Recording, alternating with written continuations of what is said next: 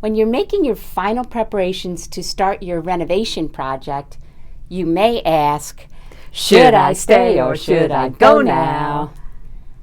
Can I live there during construction? Or maybe even more importantly, should we live there during construction?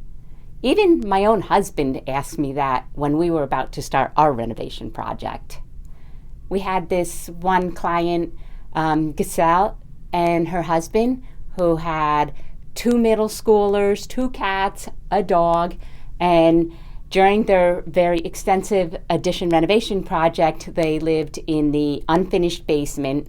They had only 1 bathroom, which was on the first floor, and of course they're staying in the basement. Their kitchen wasn't working at all because that was part of what was undergoing renovation.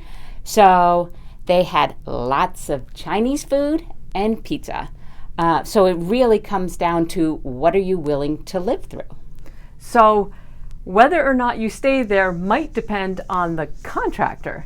Some might say, no, you have to move out. Or another will say, well, we'll do whatever we need to accommodate you to be able to stay in your house. Or it might be something more like that you have to move out for a few weeks in the middle of it. So Bob and Terry, they did an extensive addition renovation project. They only had 1 working toilet, and that was in the middle of their living room because it had been the powder room which got removed. Or they had the option of the porta potty. Then they only had 1 sink, and that was in the kitchen. There was no shower at all, so they both joined the gym. But the contractor did accommodate their staying there. He made sure that they had running water at the end of every day when they got home from work. Then there was Robin, and she was a total neat freak. She couldn't stand the spackle dust. She couldn't even stand the thought of having spackle dust. So they had to move out, and they stayed in an extended stay hotel.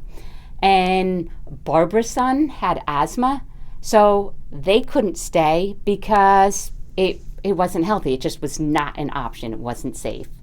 And Bob and Carol, they did both.